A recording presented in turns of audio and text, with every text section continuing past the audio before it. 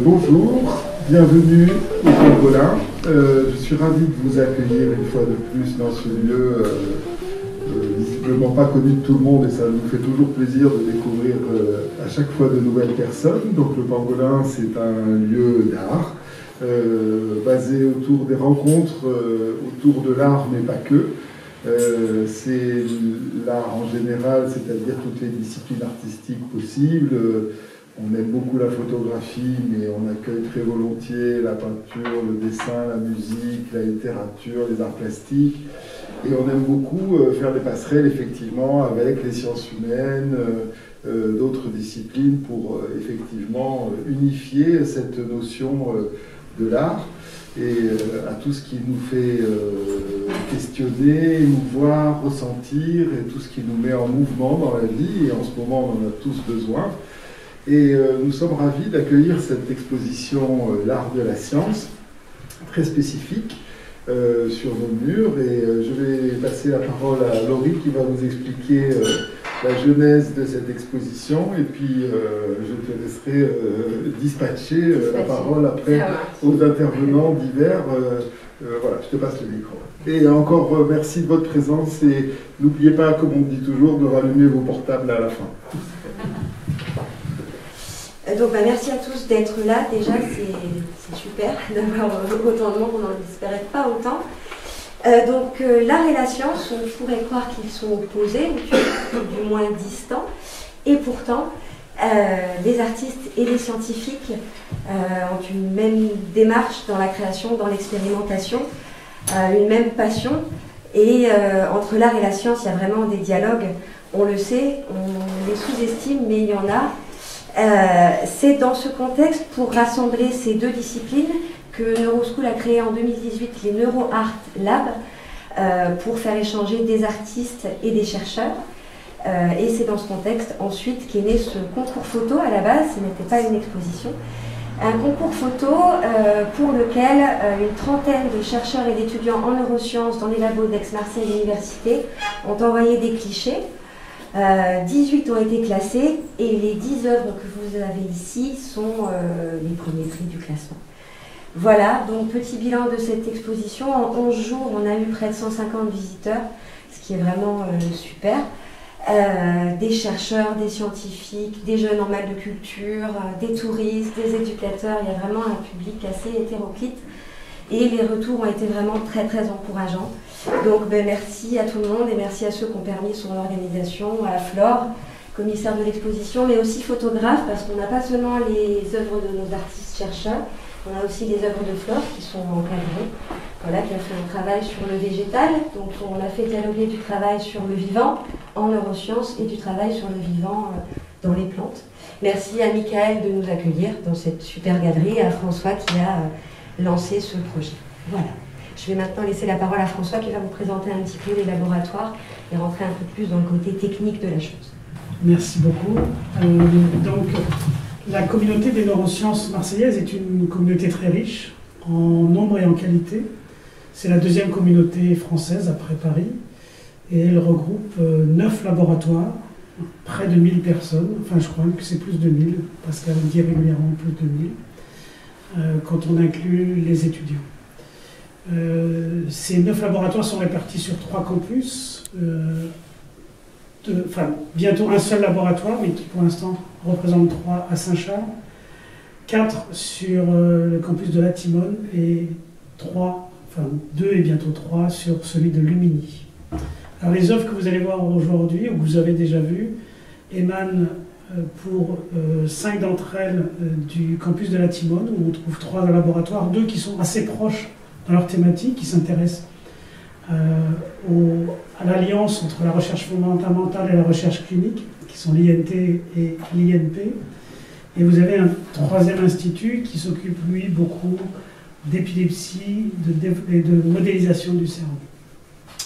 Ensuite, vous avez donc deux laboratoires qui ont produit des images sur le Mini, le laboratoire de l'INMED qui s'occupe beaucoup de la plasticité cérébrale et des neuropathologies qui sont associées, ainsi que l'IBDM qui est l'Institut du développement, qui s'intéresse donc au développement. Alors, ce n'est pas que le cerveau, il y a 20 équipes, donc c'est un très gros institut, mais 10 d'entre elles sont concernées par les neurosciences. Et puis à Saint-Charles, on aborde plus les problèmes cognitifs et les pathologies associées à la cognition. Voilà, je ne vais pas être plus long, elle a des fois très barbative, donc je vais laisser, je crois que c'est Fleur. Oui, Bonjour, donc effectivement je suis Fleur Goulmier, donc j'ai réalisé de la photographie que l'on appelle du cyanotype, c'est un ancien procédé photographique qui ne demande pas d'appareil photo. Et mon travail s'oriente principalement sur le végétal dans l'ensemble de mon travail, mais ici sont exposés un travail dirigé sur les racines. Alors moi je suis rentrée dans l'aventure parce que c'est vraiment ça, par un coup de téléphone de François pour m'inviter à faire partie du jury au mois de juillet et j'ai accepté assez vite. Et donc j'ai participé à porter mon regard sur les 18 chercheurs qui ont participé au concours et porter mon regard pour en choisir 10 avec le reste du jury. Et de fil en aiguille, voilà, c'est la galerie de Pangolin, j'ai proposé à Michael d'exposer les 10 images et très vite sa proposition et puis après on était tous d'accord, c'est de dialoguer avec un travail artistique qui parle aussi du vivant, qui parle de l'invisible, qui parle de ce qui est petit et qu'on grossit, qu'on va mettre en taille. Alors là, moi je parle pour moi parce que je n'ai pas du tout de connaissances dans l'imagerie scientifique, donc je crois en apprendre aussi beaucoup ce soir, enfin aujourd'hui. Mais voilà comment je me suis retrouvée dans ce projet et j'en suis vraiment très très contente parce qu'effectivement depuis le 8 janvier où l'exposition est montée, c'est des rencontres incroyables, comme tu dis Laurie. Les gens passaient sur le trottoir et s'arrêtaient parce que l'image de Christophe, c'est ça, hein, le terrier, se voit tellement de l'extérieur que les gens rentraient intrigués de voir une image comme ça et après quand ils découvraient le projet, l'ensemble, je peux vous garantir, ils ne faisaient pas que passer, ils restaient et il y avait beaucoup d'échanges.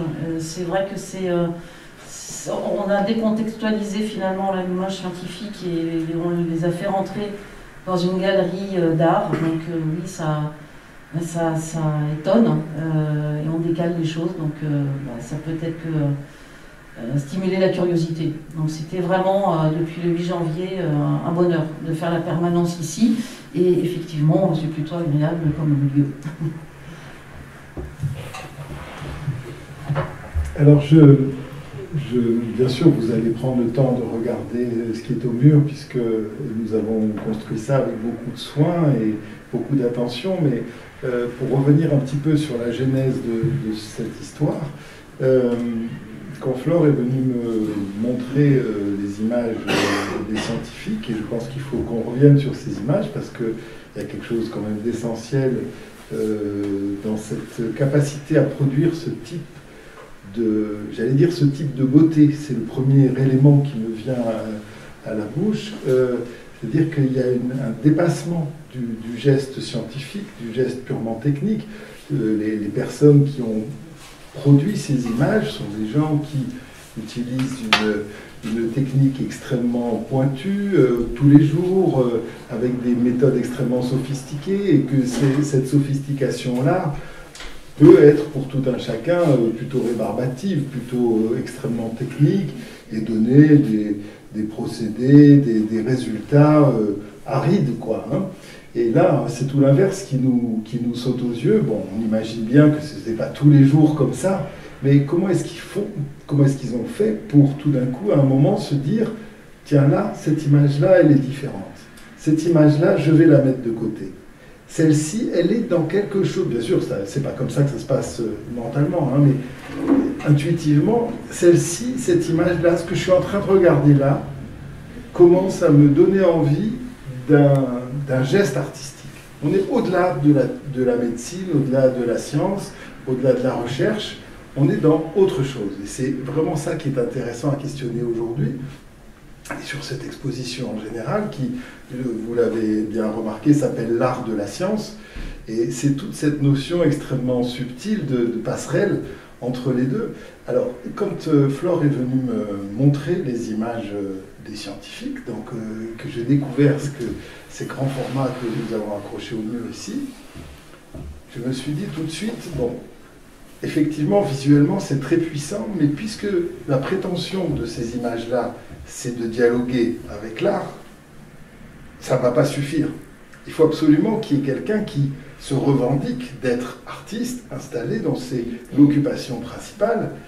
Et quand Flore m'a raconté la façon dont elle avait reçu les images, dont elle les avait regardées, mais il faut qu'elle vous le raconte, hein, je vais lui repasser le micro, dont elle les avait regardées et dont et la façon dont, de façon en contournant la technique, enfin, je vais te passer tout de suite le micro, Flore, parce que ça m'a donné immédiatement l'idée suivante. Alors vas-y, raconte-nous déjà. Oui, du coup, Laurie va le découvrir aussi. Donc, c'est début juillet quand François m'a appelé pour participer au jury, donc très vite j'ai dit oui. Ensuite, je suis rentrée en contact avec Laurie et très vite je lui ai dit, écoute, moi je serai au Portugal au moment où le jury, en visioconférence, parce qu'on était encore dans cette période-là, on va se réunir, moi je serai au Portugal et perdu au fin fond du Portugal, je ne suis pas sûre qu'il y ait de connexion. Donc je me renseigne et on me dit, si, tu vas trouver un endroit, il n'y a pas de souci, tu pourras te connecter. Je dis, bon ok, je prends l'ordinateur avec moi. Et effectivement, petit village à côté, il y a possibilité. Donc là où j'arrivais, c'était vraiment vivre au cœur de la nature, c'est-à-dire sans aucun confort, sous des chênes verts. Voilà, on dormait sous des tentes, mais c'était peut-être le seul confort que j'avais. Et malgré tout, il y avait pas très loin, en contrebas, un monsieur qui vivait dans sa caravane et qui avait des panneaux solaires qui lui permettaient d'avoir de l'électricité et une connexion. Donc j'ai fait tant bien que mal.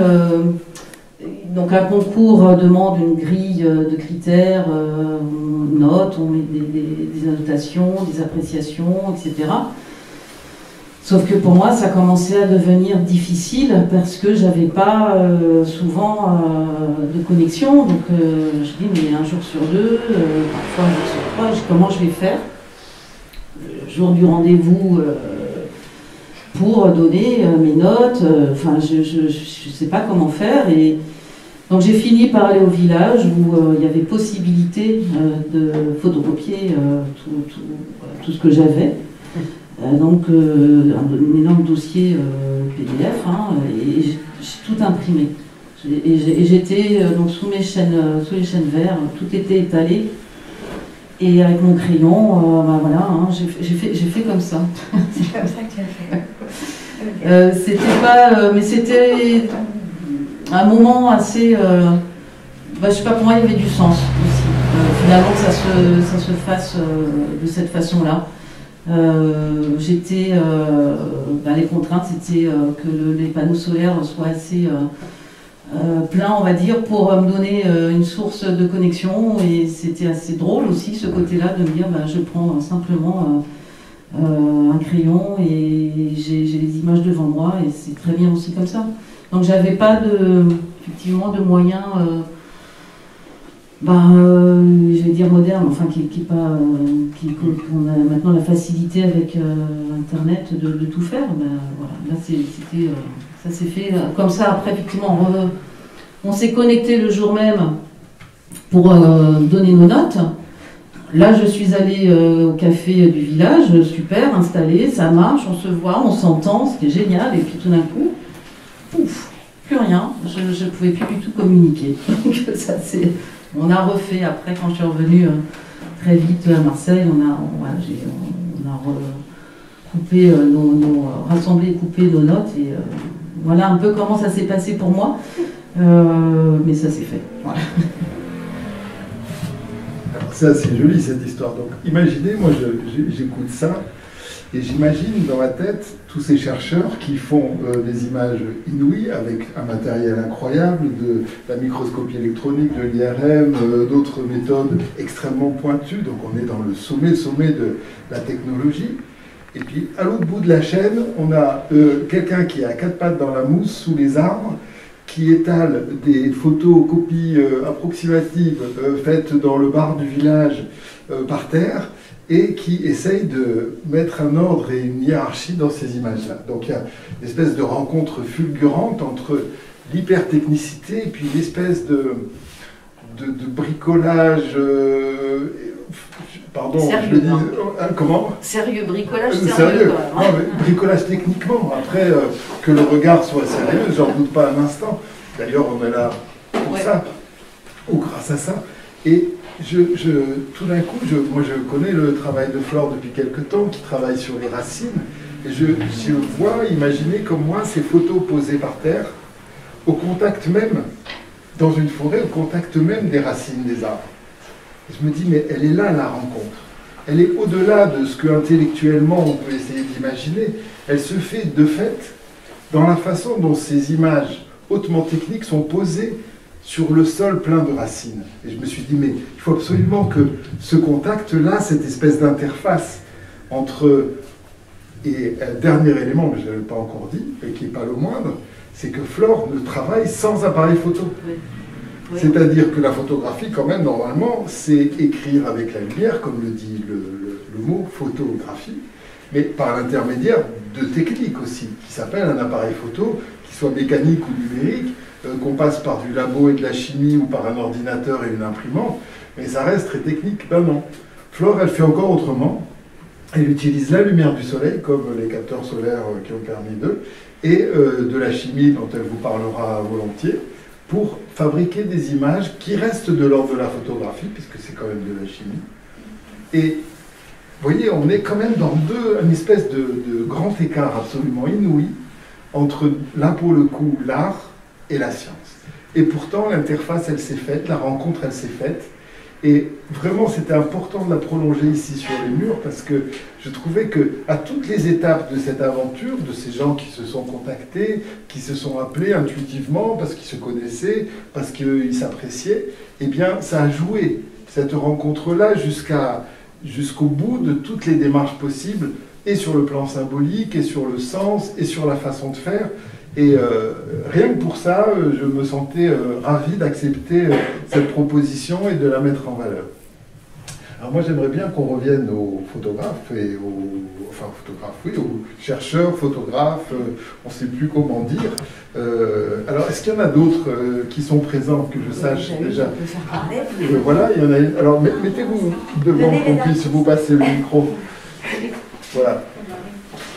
Et j'aimerais beaucoup que vous vous présentiez en quelques mots, que vous dites quelle est la technique que vous utilisez dans votre champ d'activité et pourquoi. Donc il y a 3 questions que je vais poser à chaque personne qui sera présent et qui voudra bien prendre la parole. C'est qui vous êtes, quelle est votre spécialité en neurosciences et quelle technique vous utilisez. Et troisièmement, pourquoi vous avez fait cette image? Pourquoi vous avez retenu cette image? D'où ça vient? Est-ce que vous avez une pratique artistique personnelle? Est-ce que c'est la première fois? D'où ça sort que cette image-là aboutisse alors que vous êtes là au boulot, là sur un mur de galerie? Voilà. Je voudrais savoir comment ça s'est fait, cette histoire-là. Qui commence? Allez. Alors, la première question, pour m'introduire. Désolée, je ne suis pas française, j'espère que vous allez comprendre tout. Et moi, je suis Sarah. Je travaille à l'hôpital de la Timone. Je suis doctorante. Du coup, j'ai fait une thèse de neurosciences. Et Je suis dans mon deuxième année de ma thèse et je travaille avec des patients particuliers parce qu'ils sont des patients épileptiques graves.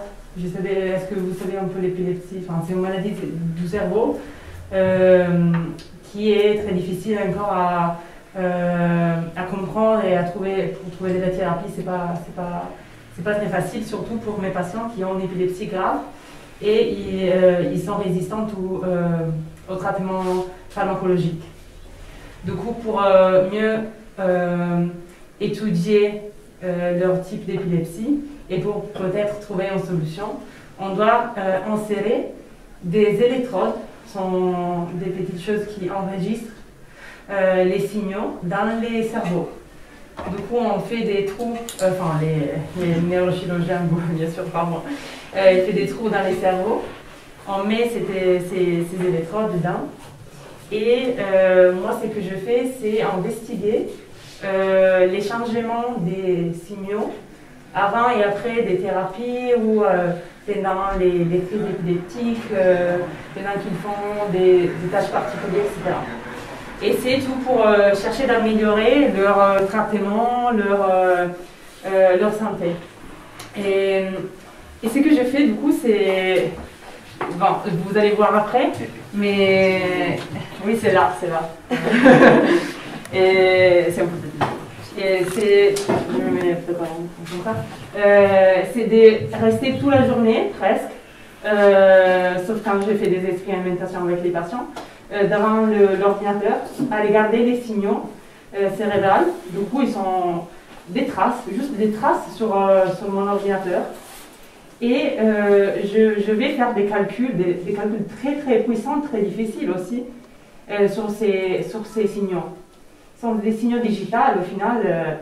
Et tous les fois, je suis choquée à me rappeler que ces signaux sont des neurones, des cellules, dans le cerveau d'une personne.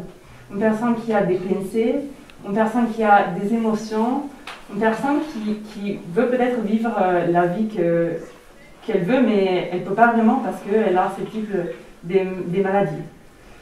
Et pour nous, neuroscientifiques, même avant, quand j'ai travaillé avec la microscopie, où j'ai travaillé avec les animaux, etc., c'était difficile un peu de penser que vraiment dans mes travaux, je ne travaille pas vraiment sur des choses analysables, mécaniques, quantifiables comme ça, mais je travaille sur quelque chose de vivant. Et c'est quelque chose qui me choque toujours, qui me fait toujours beaucoup réfléchir parce qu'on oublie beaucoup aussi, nous neuroscientifiques, quand on travaille, même sur les animaux, etc., ils ont tous une personnalité différente. Même les rats avec lesquels j'ai travaillé avant, un rat était très actif, etc. Un rat était un peu plus triste, moins actif. Et les humains sont 10 000 fois beaucoup plus compliqués. Et ça se voit aussi dans les signaux. Parfois, quand une personne est stressée, il a beaucoup plus de crises d'épilepsie, il a les signaux varient, etc. Mais nous, on ne les prend pas en compte quand on fait des analyses comme ça. Parce que c'est difficile, on ne peut pas vraiment... Enfin, déjà, les patients doivent nous dire s'il est stressé, comment il se sent, et ça, c'est pas toujours facile. Et en plus, on ne sait pas vraiment comment les émotions, etc., influencent les signaux et tout. Alors, comment s'est construite cette image, Sarah? Alors, c'est celle-là qu'on voit, nous, et on se pose des questions. Oui, du coup, ouais, je vais vous expliquer un peu les contextes, et après, du coup, de ces contextes-là part l'idée de mon œuvre, parce que du coup j'aime bien aussi écouter les histoires de mes patients. Et un patient, une fois, il avait, je pense, 12 ans, 13 ans, il m'a raconté qu'il est presque mort une fois, parce qu'il voulait, comme tous les adolescents, il voulait aller jouer à la plage avec ses amis. Et du coup, il est fui de sa maison parce que ses parents, bien sûr, ils ne voulaient pas. Et du coup, il a fui. Il est allé à la plage avec ses amis dans un rocher de l'Ekalank. Il s'est jeté. Il avait un sens de liberté immense parce que c'est un adolescent de 12 ans, 13 ans qui vit de la vie, qui veut juste être heureux. Et il a vu que parfois l'adrénaline déclenche une crise épileptique. Il a eu une crise épileptique pendant qu'il sautait et il est presque noyé dans la mer. Et il aurait été mort s'il n'y avait pas ses amis à les sauver. Et du coup, moi, j'ai un peu une vision holistique sur le monde. Quand je suis dans la nature, ça me plaît aussi beaucoup réfléchir au corps humain, à ce que je fais, etc. Et quand je vois la mer, surtout ici, on a une mer qui est très belle, dans les calanques, etc. J'ai réfléchi aussi à l'histoire de mes patients, etc. Et dans les vagues de la mer, je vois un peu la réflexion des signaux que j'analyse toute la journée. Mais c'est quelque chose d'actif, qui change toujours, qui est un peu incontrôlable, etc. Et naturel, quelque chose qui fait partie du monde. Et pour ça, j'ai fait un collage avec un peu les rochers des Calanques de Marseille, parce que j'ai découvert aussi moi aussi cette ville pour la première fois. Et au lieu des vagues, merci, au lieu des vagues, j'ai mis les signaux de séparation pendant une crise. Du coup, pendant la normale activité, les signaux sont un peu comme ça, ils sont très variables, sont un peu random. Et par contre, pendant une crise, tous les signaux se synchronisent ensemble, comme vraiment des vagues très grandes d'activité. Et ce qui m'a fait faire un collage un peu... Après, mes capacités de collage, c'était la première fois que je faisais un collage en Photoshop. Du coup, ça, c'est à pardonner. Mais bon. Merci beaucoup, Sarah. C'est vraiment ce qui m'intéresse.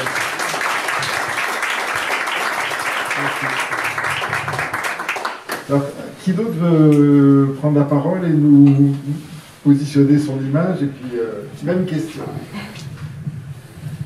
Bonjour, moi je m'appelle Manon Barbeau et je suis aussi doctorante en neurosciences à Saint-Charles et je fais de la recherche fondamentale chez la souris où j'essaye de comprendre comment réguler la prise alimentaire et donc de comprendre un petit peu comment marche l'obésité.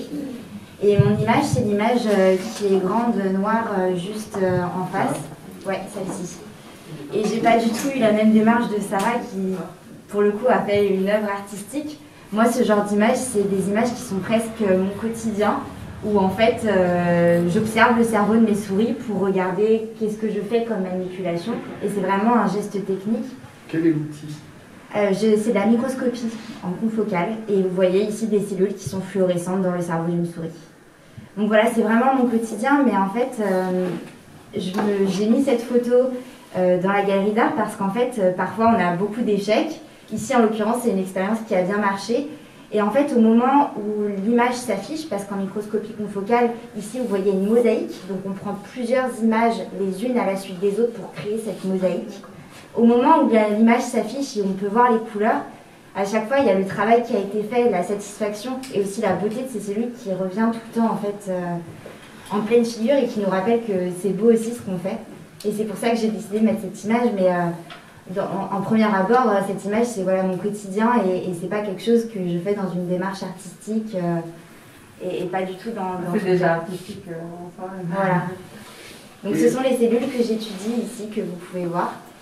Il y en a beaucoup d'images comme ça que tu as faites ou que tu as mises de côté ou que c'était à l'occasion de ce concours? Oui, en fait, quand j'ai commencé les neurosciences en stage, etc., ces cellules, je me passionnais du fait de leur fonction, du fait de leur rôle. Et en fait, à chaque fois que je voyais une image de ces cellules qui sont en arc-en-ciel, j'étais épatée. Donc j'ai quelques petites images chez moi et des images que je garde.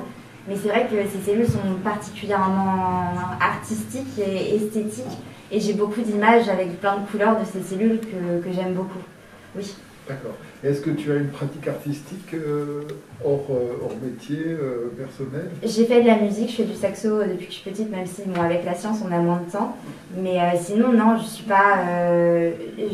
j'aime bien, j'aime l'art, etc. Mais je me sens pas du tout artiste. Et non, c'est pas du tout dans ce cadre-là que j'ai posté ma photo. Et quand tu dis que ça, on a l'impression qu'il y a une espèce de mosaïque qui s'aligne là, presque spontanément, et là, cette image prend corps en fait, c'est ça que je comprends. C'est exactement ça. En fait, cette image, c'est un morceau de souris. La souris, c'est un cerveau tout petit, de quelques centimètres. Et ici, c'est une partie, une cavité, un petit trou qu'il y a dans le cerveau de la souris qui fait quelques millimètres. Et en fait, pour avoir une résolution suffisante avec mon microscope et cette qualité en fait d'image, je ne peux pas utiliser un grossissement qui soit trop petit et je ne peux pas voir toute ma région. Donc c'est vrai que je suis obligée de zoomer sur une petite région et de coller en mosaïque les différentes images pour pouvoir assembler cette structure qui m'intéresse. Et ça prend du temps? Une image comme ça prend à peu près un quart d'heure, 20 minutes à se prendre. Ouais. Voilà. Moi j'ai vu du Francis Bacon dedans. Une peinture de Francis Bacon. Voilà. Alors, tout le monde y va de son interprétation parce que à l'accrochage, on l'a vraiment placé en mode utérus. Hein, c'est exactement le sens. C'est exact. Mais là, c'est le bon sens. Ces cellules gèrent tous les cycles menstruels aussi. Et, voilà, c'est intéressant. Donc, visuellement en plus, la symbolique que ça nous donne à voir, c'est pas anodin. Oui, je suis complètement d'accord. Ouais, et ça fait partie de ton choix peut-être aussi, que ça soit en lien, non? Intuitivement. Oui et non, dans le sens où ces cellules, on le devine du fait de leur morphologie. Ouais. En fait, ces cellules, c'est des cellules qui jouent un rôle de passerelle entre notre corps et notre tête dans plein de différentes fonctions. Et elles absorbent ce qui vient du sang pour le dispatcher dans le cerveau. Et c'est vrai que ce rôle à la fois physiologique, d'être un rôle passerelle de contrôle comme une douane à l'entrée du cerveau et cet arc-en-ciel qui se dessine, pour moi ça représente beaucoup de choses. Et voilà. Je crois que c'est celle-ci, on avait envie de la passer. Oui. De la tourner. Merci beaucoup. Voilà.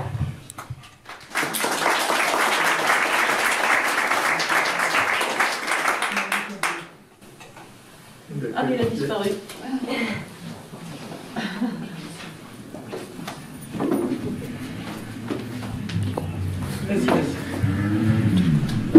Bonjour à tous. Je m'appelle Nicolas Brouilly. Je suis ingénieur de recherche à l'IBDM, au campus de la Timone, au campus de Lumini, pardon. On en a tellement entendu. Je m'occupe d'une plateforme de microscopie électronique.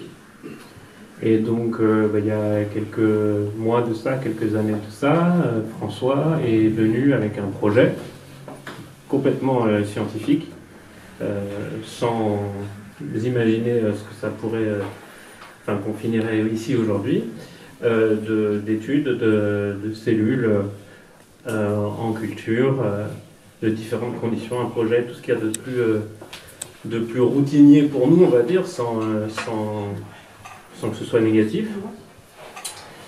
Et donc on a passé quelques heures devant les images de ces cellules, donc, qui prennent une petite semaine à préparer, l'échantillon, puis les images ça prend quelques secondes. Donc il y a quand même un gros travail derrière. Et puis au fil de ces observations, il faut voir ça un peu comme presque un road trip, si on veut être un peu artiste dans l'âme, parce qu'on se balade, c'est vraiment une promenade, donc on a des centaines de cellules devant nous, puis on se balade, on cherche de façon plus ou moins d'une façon plus ou moins carrée. Parfois on se laisse aller à observer des choses qui nous paraissent jolies, et c'est ce qui nous a amené un peu ici aujourd'hui, c'est que sur ces cellules, de temps en temps, on trouvait quelque chose qui avait une valeur scientifique, on prenait une image, et puis une minute après, on trouvait quelque chose qui avait pas forcément de valeur scientifique, mais là plutôt une valeur artistique. Donc c'est quelque chose qui nous arrive régulièrement, on va dire. On prend une petite image qui est jolie, et puis on la met de côté. Et donc avec François aussi, on a fait ça. Et puis à l'occasion du coup de l'organisation de ce prix, François est revenu vers moi quelques mois plus tard, pour me dire, bon, tu te souviens, les petites images qu'on a mis de côté, c'était quand même bien joli et on pourrait en faire quelque chose. Donc là, il y a eu un truc un peu plus loin que d'habitude, c'est qu'on a vraiment pris ensuite derrière du temps pour retourner voir les cellules et pour enrichir un peu notre galerie. Et ça, pour le coup, c'est quelque chose qui sort un peu de notre ordinaire. Et puis ensuite, ensemble, on a composé l'image Le nanoscope. L'autiste et le nanoscope. L'autiste et le C'est nanoscope. laquelle? Le prix. C'est celle qui est en C'est noir la et fille. blanc. C'est la fille. C'est en noir et blanc. Donc, Oui, celle qui est rouge, voilà. un visage.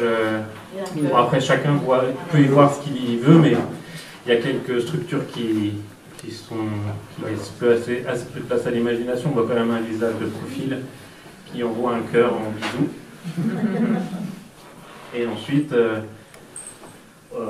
dans cette cellule-là, il y a un petit peu une galerie, un pot pourri de toutes les structures qui ont trouvé un intérêt artistique à nos yeux. Donc pour information, sur le côté un peu technique, on regarde là une cellule, donc ça mesure, on va dire, une dizaine de microns. Donc pour ceux qui ne voient pas trop ce que ça veut dire, vous prenez un millimètre et vous le divisez 100 fois. Et ça va être la taille de l'image. Donc en gros, sur une règle, vous prenez juste un millimètre, que vous divisez en 100 petites tranches, et une de ces tranches, c'est la taille de l'image entière. Voilà, pour vous dire à quel point on va chercher un peu dans le détail. Et je ne sais pas si François, tu as peut-être sur... Non, mais on va finir avec toi. Donc on va aller chacun. Et sur le plan de ta pratique artistique, tu en as une hors microscope? Elle a été musicale oui. dans ma jeunesse, et aujourd'hui très légèrement en peinture, mais vraiment à un niveau plus très débutant, on va dire. Oui. Et donc là, on a l'impression que quand même, tu parles de galerie, hein, tu dis ça enrichit notre galerie, c'est assez joli comme expression, moi ça m'a fait sourire. Ça veut dire que vous avez déjà une certaine quantité d'images que vous mettez de côté régulièrement. Ça veut dire que cet œil, mine de rien, cet œil esthétique, il s'exerce, il se met en lui-même en expérimentation régulièrement, quoi. Oui, c'est quelque chose qu'on fait assez régulièrement. Il y a toujours quelque chose qui nous attire l'œil. Bien souvent, c'est plutôt dans le sens loufoque, rigolo, plutôt que simplement graphique, artistique. Oui. Mais parfois, c'est simplement, par exemple, des cristaux de sel avec des métaux lourds. Ça va faire d'étoiles, quelque chose de très minéral. Parfois, rien que ça, on s'arrête 2 secondes, on prend l'image et on la met de côté aussi. Ouais. D'accord. Ouais, c'est super intéressant. Merci beaucoup.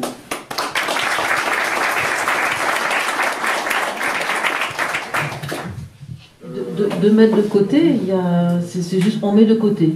Et on y retournera peut-être un jour, on les ressortira, il n'y a pas d'idée derrière. Alors, on fait partie d'une communauté des gens comme nous, donc on est une petite centaine de personnes qui travaillent en microscopie électronique en France, un petit peu plus. Et dans cette communauté, on a un concours annuel des images. Ah, voilà. Donc on a toujours cette petite idée derrière la tête on la met de côté et puis on mettra ça, mais c'est vraiment toujours un côté un peu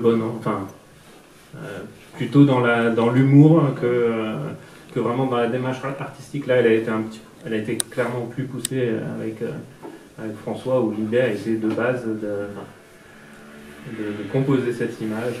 C'est quelque chose de différent. Donc, je vais peut-être te laisser prendre la parole, François, sur... donc, c'est la même image, finalement. C'est la même image. Alors, voilà, justement, c'est cet autre point de vue qui m'intéresse. Alors, donc... c'est pour que... Voilà, familiariser avec... Alors, moi, je suis bien effectivement sur le campus de la Timone, à l'INP, et je travaille sur les causes, et peut-être un jour la guérison de l'autisme. L'autisme, c'est une maladie extrêmement compliquée. On se perd dans la multitude de données qu'on obtient. Et il fallait que j'en arrive à une certaine simplification. Et je me suis dit, il faut aller chercher la chose, si possible, à la source. Et c'est l'idée, donc, d'aller voir une cellule qui peut-être délivrerait le message. Et donc, connexion a été faite avec Nicolas. Et donc, je suis arrivé avec mes culots de cellules qu'il a coupés en micromètres et On a regardé donc si ces cellules individuelles pouvaient nous dire quelque chose de l'état de l'individu dans son entier. Alors d'abord, il y a eu deux grands chocs pour moi. Le premier choc a été un choc esthétique, parce qu'une cellule, c'est vraiment magnifique, vue au microscope électronique. Et c'est une beauté étrange et à la fois intellectuelle, parce qu'on se rend compte de comment on est fait nous-mêmes. Et la nature est extrêmement élégante. On peut d'ailleurs prendre un autre exemple, c'est celui de la double hélice de l'ADN. Si tout le monde aujourd'hui s'est familiarisé avec l'ADN, c'est parce que c'est une forme d'une élégance absolue et qui parle à tout le monde. Et bien d'une certaine façon, la cellule vue en microscopie électronique est d'une extrême élégance. Puis le deuxième choc, évidemment, c'est qu'il y avait des informations que je n'avais jamais vues, qui ont été une sorte de révélation, une sorte de moment eureka, où j'ai pu voir des choses que je ne soupçonnais pas, et qui m'ont amené à reconsidérer toutes les données que j'avais avec un œil neuf. Donc ça a été aussi donc, cette deuxième révélation. Le choix, c'est un choix du noir et blanc, même si par ailleurs, après, d'autres l'ont colorisé, mais le noir et blanc est un choix esthétique tout à fait intéressant. Il y a d'ailleurs je crois qu'après c'est toi qui va parler du noir et blanc. Et donc, on aurait pu effectivement coloriser, on a décidé de garder cet esthétisme-là. Quelle est la couleur d'origine? C'est du noir et blanc. Le microscope électronique, c'est du noir et blanc. Mais d'ailleurs, beaucoup de ces photos qui sont en couleur sont potentiellement en noir et blanc et colorisées après. D'ailleurs, si on fait un parallèle avec le plus grand scientifique qui est à la fois le plus grand artiste, c'est le prix Nobel Santiago Ramón y Cajal, qui dessinait merveilleusement le cerveau. Et il y a encore des expositions au XXIe siècle de ses travaux du début du XXe à New York. Donc, mais c'est lui qui colorisait.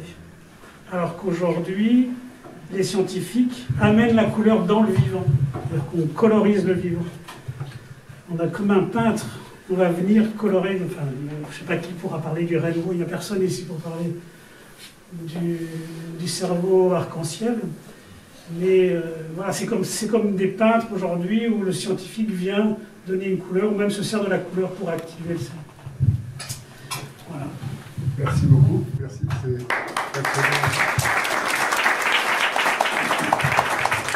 Alors, nous avons donc Florian, c'est ça? Sylvian. Il faut que je parle. Voilà. Donc, te présenter, dire quelle est ton image, donc c'est celle-ci, c'est ce qu'on comprend. Oui. Et avec quel outil tu l'as faite. Et l'idée aussi, c'est de savoir qu'est-ce qui se passe quand tu te retrouves en face de ça et pourquoi tu décides de garder ça, de ne pas être dans ton flux de travail habituel. Pourquoi celle-ci, tout d'un coup, est retenue. Donc, déjà te présenter. Je m'appelle Sylvian Bauer, je suis chercheur au CNRS, sur le campus scientifique de Lumini, dans un institut qui s'appelle l'Institut de neurobiologie de la Méditerranée, à l'INMED, enfin il est abrégé INMED. Et donc je suis neurobiologiste depuis longtemps, enfin, j'ai soutenu ma thèse en 2002 je crois. Et ça, c'est une photo de mon travail de jonction entre thèse et postdoctorat, où j'avais une étude à terminer.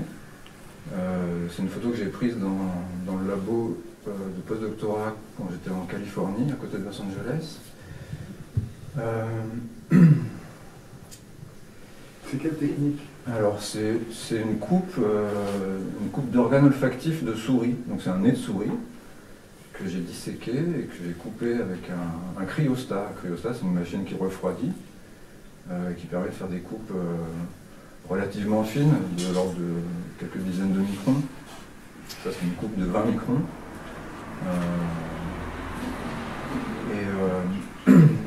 Elle a été observée au microscope classique, microscope à épifluorescence.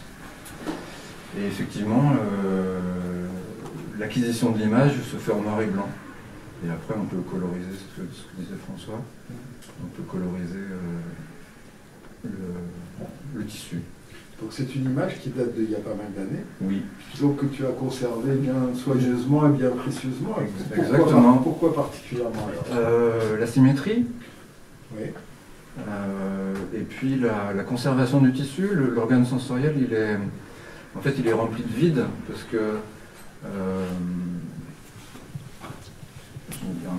tout ce qui est autour ici, c'est ce qu'on appelle l'épithélium olfactif. Et c'est ce qui permet la détection des odeurs. Il y a des neurones spécialisés dans ce tissu qui permettent la détection des odeurs. Et pour faire ça, il faut qu'il soit en contact avec l'air extérieur. Donc finalement, il y a plein d'air qui passe dans cet organe olfactif. Et c'est pas si évident d'avoir un organe bien conservé comme ça. Souvent, quand on le coupe, ça peut s'écraser, il peut y avoir des morceaux qui s'effilochent, c'est très fin. Il manque la barre d'échelle. Donc là, c'est une vraie rencontre entre la performance technique et le résultat esthétique finalement. C'est-à-dire qu'on sent quand tu le racontes qu'il y a autant de contentement d'y être arrivé que de l'avoir remarqué. Bien sûr. Hein, oui, oui. Et puis pour avoir cette symétrie, alors elle n'est pas parfaite, mais elle est quand même pas mal.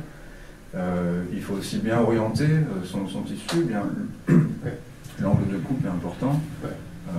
Voilà, c'est vrai que à force d'en faire, à force de s'habituer, voilà, on acquiert la technique pour que ce soit le plus parfait possible. Et tu en as beaucoup dans ton disque dur d'images que tu as mises de côté comme ça Oui, j'en ai pas mal, ouais. Et est-ce que tu fais des images autrement qu'au microscope électronique ou alors, au microscope électronique, j'en ai fait quelques-unes, mais il y a microscope microscope classique. Oui, je fais un peu de photos, paysages ou animaux, ou les enfants. Merci beaucoup. Merci. Comme tous les artistes, chercheurs. Oui, bien sûr. Bonjour, Hindala El Khoury, j'ai une association d'art plastique à Aix-en-Provence. Je suis arrivée un peu en retard, donc si le sujet a déjà été abordé, dites-moi tout de suite. Mais ce dont je voulais vous faire part, c'est lorsque le jury a été formé, il a été formé de façon très équilibrée. C'est-à-dire qu'il y avait des scientifiques et il y avait des personnes du monde de l'art. On ne se connaissait pas forcément, je ne connaissais pas Flore, Flore ne me connaissait pas.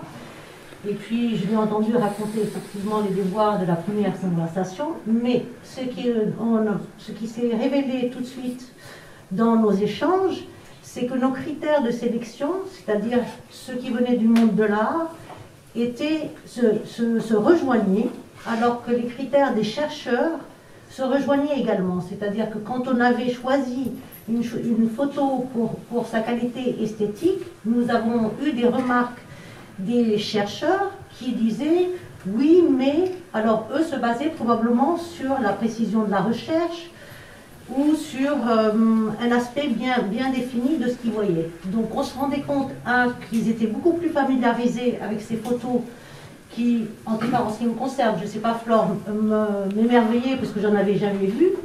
Donc la distinction ou le regard porté sur ces photos était beaucoup plus novice du point de vue scientifique, mais on se rejoignait avec Flore complètement sur certaines images, et d'ailleurs en particulier puisque celle de Sarah, c'est ça, qui était un montage qui nous semblait raconter une telle histoire et avoir une telle dimension artistique, ça était évident. Voilà, donc ça n'a pas été mentionné, non. Donc voilà, c'était ça dont je voulais vous faire part. Et puis comme je pense qu'on parlait également de la rencontre entre les scientifiques et les artistes, avec François Ferron qui fait le lien constamment, nous avons formé ce qu'il a appelé le Novo Art Lab.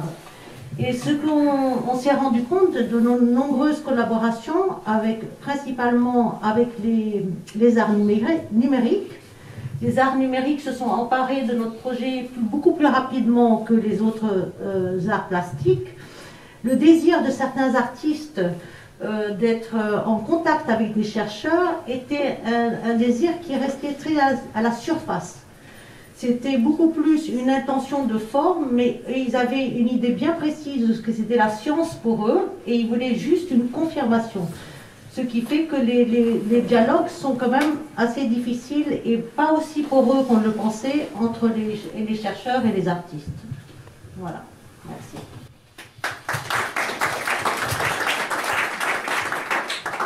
Oui, merci de cette intervention. Je trouve, moi, ce qui me touche particulièrement, c'est cette coïncidence qu'on ne peut pas calculer, ni même prévoir, ni encore moins préméditer, qui est celle d'une rencontre esthétique pour des profanes qui ne connaissent pas, la technique utilisée, qui ne savent pas d'où vient cette image, de quel organe ou de quel animal, ou d'avoir cette espèce d'évidence esthétique, et que de l'autre côté, il y a un chercheur qui dit oui, mais non seulement c'est joli, mais en plus on est très content parce que c'est une image difficile à faire, on a mis en place je sais pas, une expérimentation spécifique, une méthode particulière, et qu'on est particulièrement fier de l'avoir faite parce que c'est compliqué et ça représente quelque chose de difficile à voir.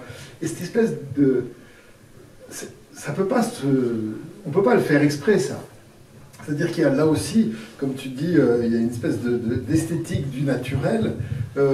Quand ça s'impose à ce point sur le plan visuel, c'est extrêmement troublant et on est au-delà du trouble intellectuel. On est dans une émotion qui nous dit mais c'est pas un hasard, quoi. Hein. C'est comme ces rencontres dont on parlait pour Flore tout à l'heure. C'est pas un hasard si le beau et l'efficace, ou le beau et le précis ou le fondamental se rencontrent dans le positionnement d'une image. Donc d'abord, je voudrais savoir si vous avez d'autres questions à poser, puisque vous êtes nombreux et on est encore de plus en plus nombreux, on est ravis. Si vous avez des questions à poser aux chercheurs. Enfin, je voulais juste rajouter ce que vous avez pu dire tous les deux. J'ai l'impression de retrouver exactement ce que je fais avec les cyanotypes. Quand tu parles de balades, moi c'est des balades aussi, où devant moi j'ai un parterre de végétal, de fleurs ou de racines que je vais découvrir. Et certaines vont me plaire, d'autres moins. Enfin, il y a beaucoup d'expérimentation aussi dans mon travail, de tâtonnage, d'essayer, de recommencer, d'imprévu. Je ne sais pas ce que ça va donner. D'aller chercher aussi des bleus différents. Enfin, il y a d'avoir des précisions ou pas. Enfin, il y a beaucoup de choses qui se recoupent à ce que vous dites tous les deux dans votre façon d'avoir fait votre image. Et c'est un peu ça, je pense aussi, le lien que moi j'éprouve à vous écouter dans ma pratique photographique. Et et puis enfin pour moi ça devient une image unique aussi, c'est-à-dire qu'il n'y en aura pas deux comme ça. Voilà. Alors je ne sais pas pour vous si celle-ci elle peut être refaite à l'infini ou pas, mais j'ai pas l'impression. Voilà, il y a aussi peut-être ce point commun, c'est que en photographie numérique, on peut en refaire autant qu'on veut, en photographie, mais avec ce procédé-là, c'est il y a une seule image. Voilà, c'est l'original, c'est l'unique. Et ça aussi, c'est quelque chose qui est très beau à vivre. Voilà.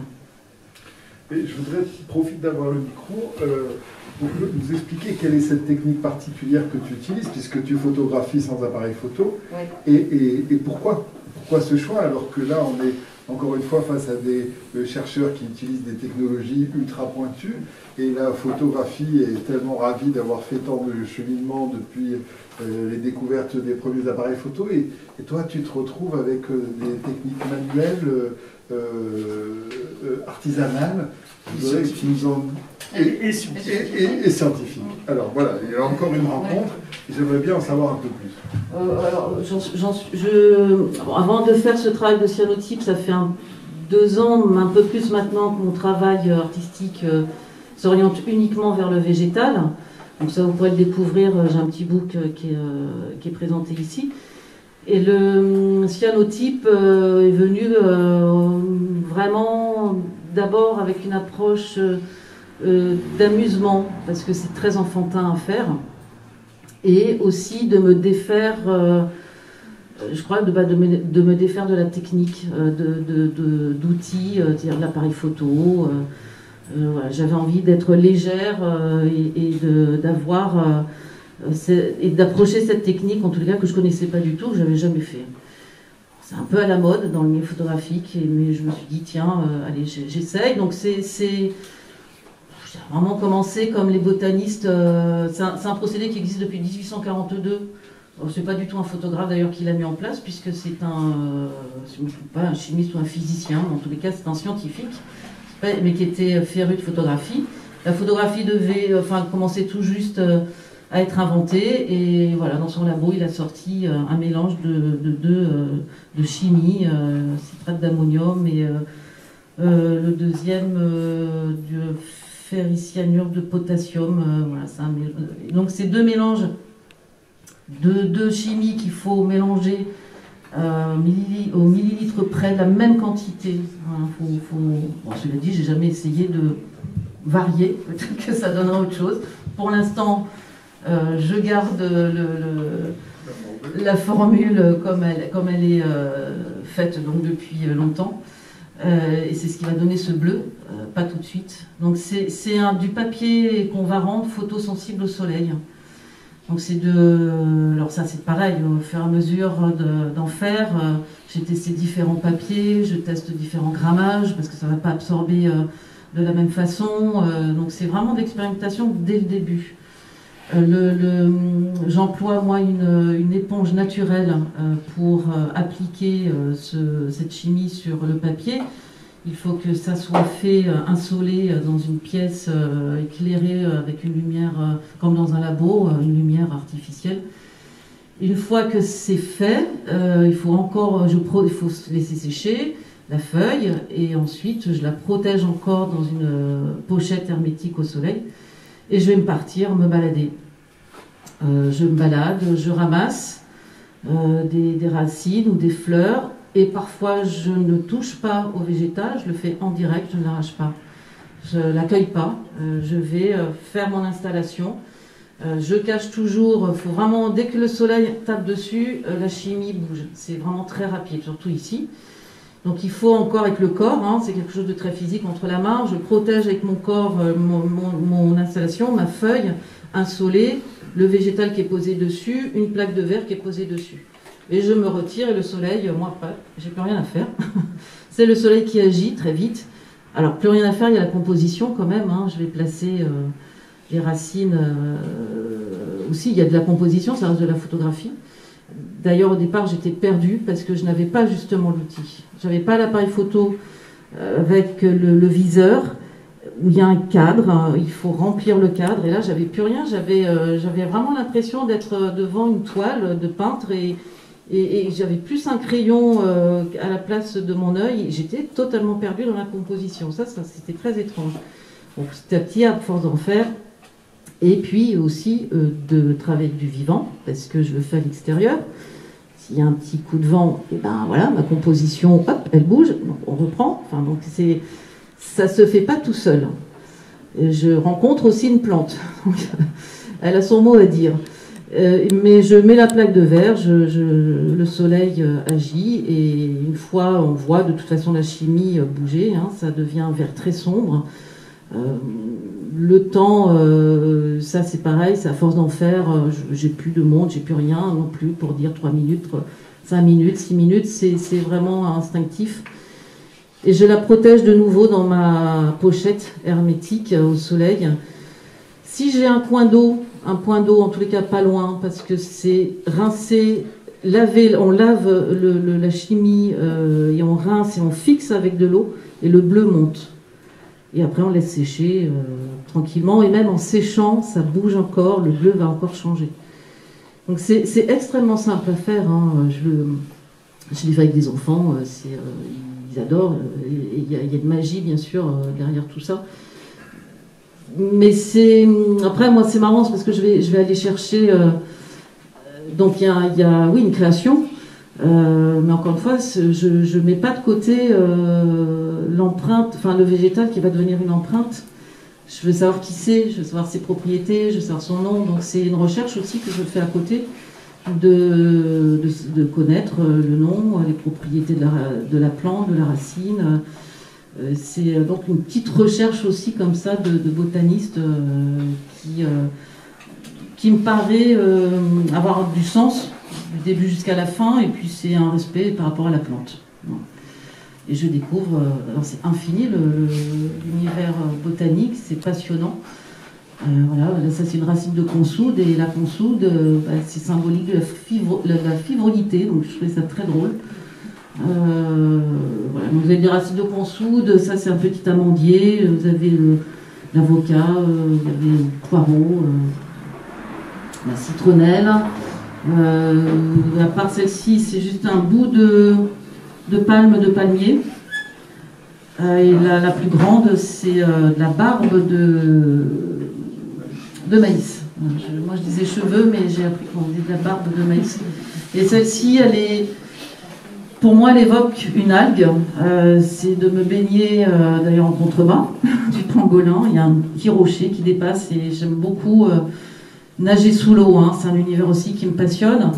Je ne suis pas une grosse plongeuse, c'est juste le masque et le tuba, donc je ne vais pas dans des profondeurs, hein, mais c'est suffisant pour découvrir des merveilles.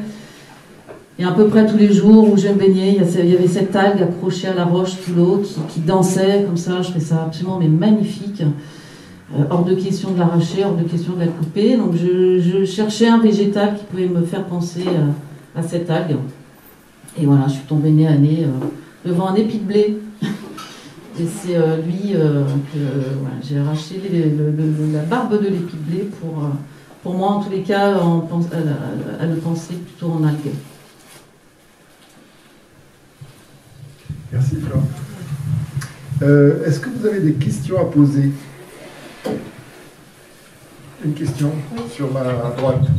C'est tout simple, c'est-à-dire que je pense que dans vos domaines scientifiques, vous maîtrisez beaucoup les données, les circonstances, tout ce que vous avez à traiter. Et je voulais savoir quelle était la part du hasard quand vous faites. Est-ce qu'il y a une part du hasard et quelle est son importance quand les images sont belles? Est-ce que je me suis bien exprimée? Tout à fait.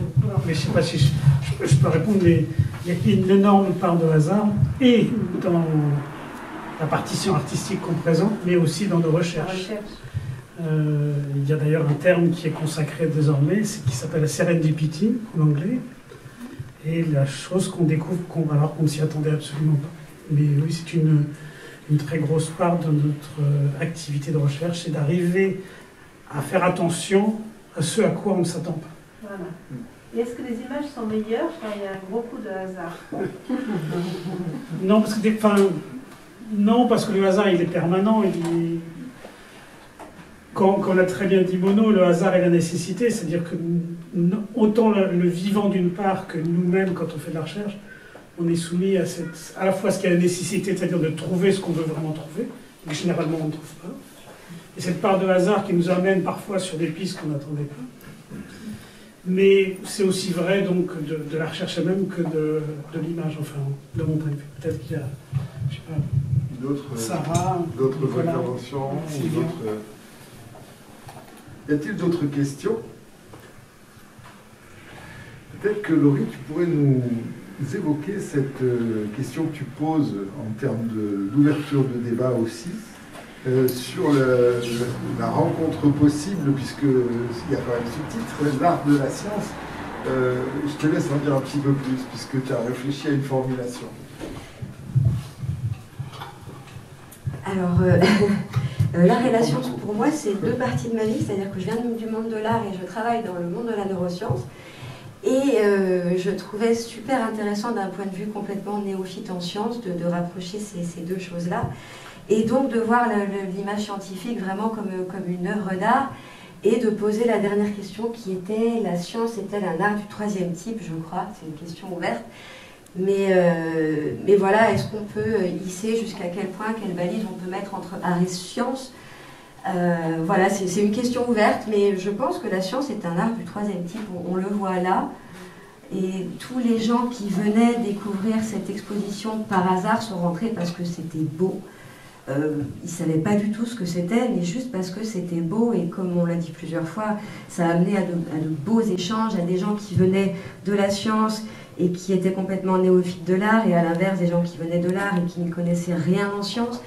Et moi-même, je me trouve à ce milieu-là, de ne pas connaître la science, mais de connaître l'art, et puis de travailler un petit peu dans la neuroscience, finalement de connaître un peu plus la neuroscience, de comprendre un peu mieux avec mon œil qui s'est formé aux images scientifiques petit à petit. Donc voilà, je ne sais pas ce que vous en pensez, mais pour moi la science est bien un art du troisième type. Quels sont les deux premiers types? Les deux premiers types? Parce que le troisième type, ça veut dire quoi en fait? C'est vrai, j'y avais pas forcément réfléchi. Alors, qu'est-ce qu'on pourrait dire? Qu'est-ce qu'on a comme type? La deuxième, c'était les cinémas, non? La deuxième, c'était les cinémas. Alors, moi, il y a une question qui me vient, c'est, là, on est sur on travaille avec des images issues de la recherche. Donc, la recherche, c'est quand même pas juste la science. C'est-à-dire qu'il y a quelque chose d'une démarche très active, très spécifique. Un chercheur, c'est pas un neurologue, c'est même pas un neuropsychiatre, c'est même pas un neurobiologiste, c'est un chercheur en neurosciences. Est-ce qu'il y a une spécificité de cette approche-là dans, on va dire, un éveil de curiosité qui garde une espèce de vigilance dans ce qu'il va rencontrer, dans ce qu'il va... Alors, on retrouve cette notion du hasard peut-être, mais moi je l'appellerais peut-être vigilance à ce moment-là, mais est-ce qu'il y a une spécificité? Est-ce que la question c'est est-ce que les neurobiologistes diffèrent des autres scientifiques? Oui, ou les chercheurs. Les chercheurs vis-à-vis de? Vis-à-vis de la science appliquée. Donc chercheurs fondamentaux vis-à-vis de... Je m'explique. Là, pour moi, quand j'ai réfléchi à ce débat, j'ai tout de suite pensé art appliqué et art créatif, sciences appliquées et sciences de recherche. C'est en gros ce que j'appelle la science appliquée, c'est-à-dire, voilà, nous avons aujourd'hui un médecin généraliste qui a vu ses 30 Covid de la journée, et qui, voilà, il est dans une espèce d'acte répétitif, il est dans une science appliquée à son travail, à son métier, il rend un service économique, social à lui-même et aux autres, bon voilà, comme tout professionnel, ce que j'appellerais la science appliquée. Peut-être que dans cette histoire-là, dans ces 30 patients-là, à un moment, il va rencontrer, comme Sarah tout à l'heure, un patient qui va lui raconter une histoire spécifique de son confinement, et cet homme-là, ou cette femme-là, qui a peut-être un élan créatif, une fibre d'éveil, de curiosité, va rentrer chez lui et se mettre à écrire l'histoire de ce patient, de cette patiente, parce que ça a éveillé chez lui quelque chose de différent. Je pense qu'en art, c'est la même chose, hein. Les arts appliqués, il y a des cours de dessin, des cours de peinture, où on apprend l'académie, des cours de photo, des cours de poterie, où on apprend à bien faire. On apprend à dessiner dans les proportions, et vous allez avoir 10 dessins en fin de journée, vous serez bien normal de dire que tiens, celui-là c'est évident, c'est François qui l'a fait, ça lui ressemble. Non, on n'est pas dans une démarche d'auteur encore, on est dans une démarche d'art appliqué. Alors là, c'est là le sens de ma question, c'est-à-dire que je me dis, qu'est-ce qui fait art finalement? Qu'est-ce qui est la démarche artistique, ou qu'est-ce qui est la démarche finalement d'un certain artisanat, ou d'une certaine recherche esthétique? Ou est-ce qu'on va dire qu'il y a un auteur derrière ça, ou est-ce qu'on va voir une œuvre, on va dire « Ah mais ça c'est évident, c'est un cyanotype de Flore Golmier ». On va le reconnaître parce qu'il ne ressemble à aucun autre travail de personne d'autre, même s'il y a plein d'autres gens qui font des cyanotypes, et ici il y a encore plus d'autres gens qui photographient des plantes. Le travail de Flore, vous allez, maintenant que vous l'avez vu, vous le reconnaîtrez partout. Bon. Ça s'appelle un auteur. Bon. Et c'est au-delà d'une démarche artistique, c'est-à-dire qu'il y a une appropriation du geste, il y a une démarche créative qui va à la rencontre de l'œuvre en elle-même. Bon. Je pense que les chercheurs, j'imagine que s'ils cherchent, c'est dans l'idée de trouver. Donc aussi d'aller à la rencontre de quelque chose qu'ils ne connaissent pas encore, qu'ils n'ont pas encore découvert, et que peut-être au moment où ils vont le rencontrer, ben, c'est un petit peu ce qu'on évoquait tout à l'heure, c'est-à-dire que quand on la voit, cette image apparaître, quand on est arrivé à obtenir ce vers quoi on tendait, ben, il y a une espèce j'allais dire de lumière qui apparaît, quoi, d'évidence, comme nous, quand on est dans une démarche artistique, photographique ou autre, on sent le moment où on a dépassé une image illustrative, une image de promenade, et que tout d'un coup, voilà, on est allé au-delà, on est allé dans la créativité. Je me demande s'il n'est pas là, si elle n'est pas là, la passerelle entre les deux, et peut-être pas que les sciences et l'art, mais toute finalement discipline qui va donner lieu à une appropriation de ce qu'on fait pour être créatif, pour aller un petit peu au-delà de ce qu'on apprend à l'école, à bien faire, à bien restituer, à bien fonctionner. Voilà, je pose la question. Alors, pour être un auteur, il faut creuser un sillon. Il y a très peu de scientifiques qui ont creusé un sillon. Alors on peut reprendre l'exemple de Santiago Ramón y Cajal, qui lui a dessiné l'ensemble du cerveau et a fait une œuvre. Oui. Mais c'était en même temps un scientifique. Mais des personnes comme ça, il y en a excessivement peu. Oui. Même aujourd'hui, on a des chercheurs qui font une thèse, qui sont, après se tournent vers l'art, ils vont creuser un sillon, mais qui ne sera pas nécessairement basé sur la science. Donc c'est pas simple d'être un auteur dans la science, parce que la découverte prime avant l'art. Et ce que disait Rinda tout à l'heure, c'est en fait, pour faire vraiment de l'art et de la science, il faut qu'il y ait une fusion entre un artiste et un scientifique. Parce qu'on peut difficilement être un scientifique artiste, et les artistes ne sont rarement des scientifiques. Et même quand ils le sont, soit ils penchent vers la science et c'est pas artistique, soit ils restent à la marge de la science. Et donc c'est très très compliqué cette question, parce que je ne pense pas aujourd'hui qu'il y ait un individu qui soit capable de faire les deux bien. Et donc là, c'est une symbiose qu'il faut arriver à faire entre un artiste et un scientifique qui vont potentiellement créer des œuvres communes. Alors ça existe, hein, on a un chercheur de l'INT qui est connu, hein, qui s'appelle Laurent Périnet, qui travaille avec un artiste, lui-même très connu, Étienne Ray, et ensemble ils font des œuvres, de véritables œuvres qui sont exposées, qui donnent lieu à des spectacles. Et là, il y a quelque chose qui se crée sur la durée. Donc il y a un sillon. Je ne sais pas si j'ai répondu à la question. Oui, mais c'est très intéressant. J'ai envie de demander d'emblée, deux réflexions. Edith me faisait penser à midi qu'on ne parlait pas assez de Léonard de Vinci, mais dans ce genre de situation-là, l'artiste et le scientifique, on peut quand même le poser comme précurseur majeur. Mais je me demandais qu'est-ce que c'était qu'un scientifique. Est-ce qu'un médecin c'est un scientifique? Est-ce qu'un laborantin c'est un scientifique? Ou est-ce qu'il faut aller au-delà d'une certaine démarche? Est-ce que ce sont des gens qui utilisent la science pour un métier, dont la science est le fondement, mais pas que ça, c'est-à-dire qu'il y a de la relation humaine, il y a un but social, un but technique. Qu'est-ce que c'est qu'un scientifique dans la façon dont tu le décris? Il y en a beaucoup. Je veux bien y répondre, mais je pense qu'il y a des points de vue au moins aussi éclairés que le mien.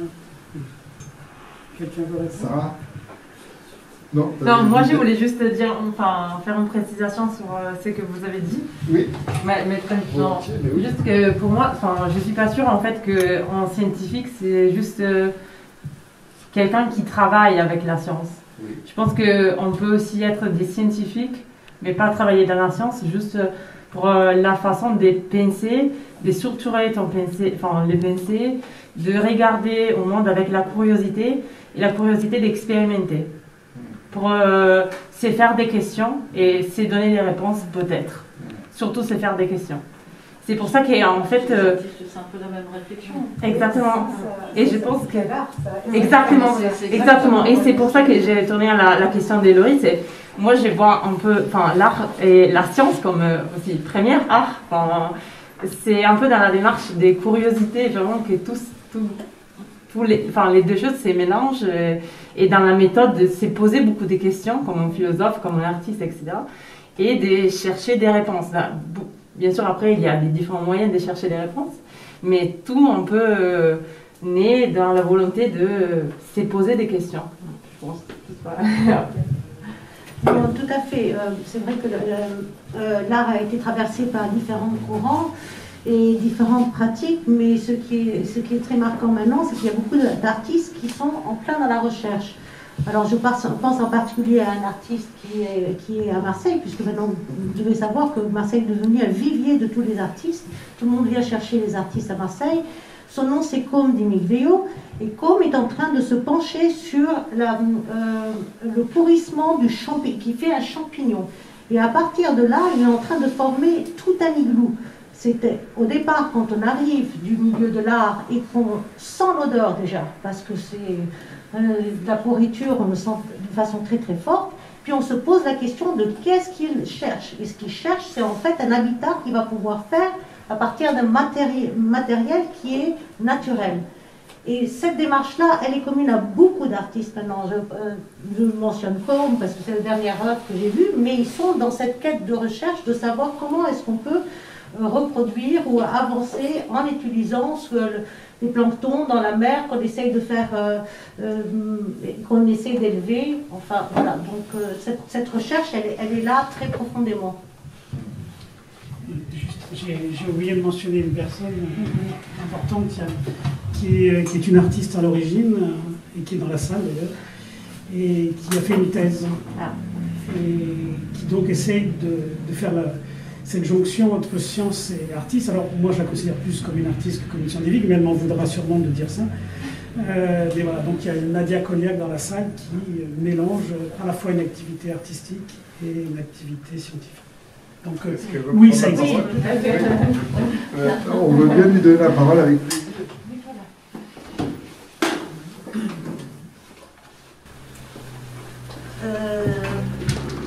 C'est un point de vue personnel, parce que moi, entre art et science, je ne vois pas de limite ni de frontières. Ma personne fait bloc avec les deux. Ce que j'ai découvert comme art et sciences dans mon parcours, c'est une continuité. Donc, ce n'est pas un phénomène de mode, mais je me suis toujours, depuis petite, depuis mes enseignements, depuis mes apprentissages, donc c'était lié. Donc, je ne pouvais pas me dissocier. Mais ce que j'ai découvert dans l'univers scientifique, et je ne me considère pas en tant que... J'ai une entité qui n'est ni artiste, ni même plutôt plus proche d'une scientifique. Mais pourquoi? Parce que le monde scientifique, j'ai retrouvé une résonance avec mon monde, mon univers, mon propre univers. On a la sensibilité, on a l'intuition, on a la curiosité et d'aller au-delà. Et la science, c'est ce qu'elle fait. C'est ce qu'on retrouve chez les artistes en général. On retrouve ce questionnement qui est proche et commun aux artistes, commun aux scientifiques. Quand on pense tous les concepts qu'un scientifique s'évertue à mettre en place pour soit créer ça, on l'oublie, soit créer des outils pour la science, soit créer des concepts pour aller voir, sonder quelque chose, l'invisible et au-delà. L'artiste, bon, il y a en plus le questionnement philosophique qui rapproche les scientifiques, les artistes. Donc c'est quelque chose de commun. Donc je ne vois pas vraiment une frontière. Ils font bloc. Ils font bloc et je me sens dans cette démarche où j'ai trouvé un équilibre entre l'un et l'autre. Et je ne sais pas ce que je suis en fait. Voilà. Nadia,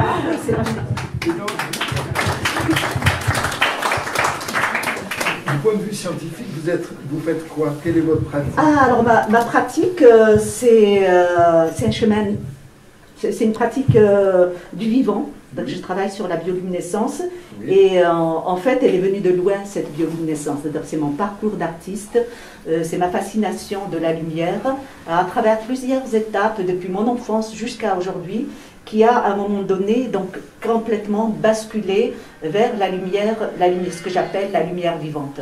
Et c'est à ce moment-là que je me suis intéressée par rapport à plusieurs critères, parce que c'est vraiment un chemin de vie, et que je me suis retrouvée dans l'univers bactérien, parce que c'est vraiment de la bactérie, et la bioluminescence pour questionner à la fois l'univers, notre rapport au monde, notre rapport au vivant, et en même temps un questionnement sur ce travail-là. Il y a plusieurs volets. Donc il y a le volet à la fois artistique, le volet à la fois scientifique, comment lui faire sa place au-delà de l'éclairant, et comment aussi questionner le vivant et se dire attention, c'est quelque chose de merveilleux, mais avant d'y plonger, il faut que l'éthique se mette en place. Donc ce sont des questionnements, j'ai plusieurs...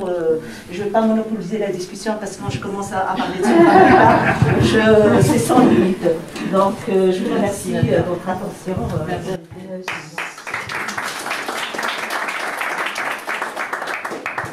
Et je remercie François qui m'accueille dans son labo et qui m'a donné l'opportunité justement de poursuivre ce travail scientifique, l'ouverture de la bioluminescence dans le domaine thérapeutique pour le mettre à disposition des autistes. Voilà, donc c'est grâce à lui que je suis une scientifique un peu spéciale.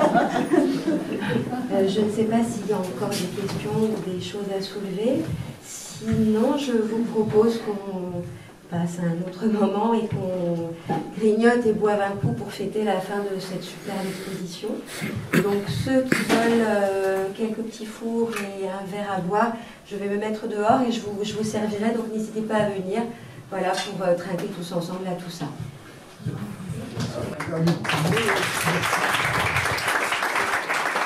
Merci à tous les participants. Je voudrais juste conclure en mettant juste un dernier accent sur notre association qui s'appelle Le Pangolin, donc cette association d'art, et sur notre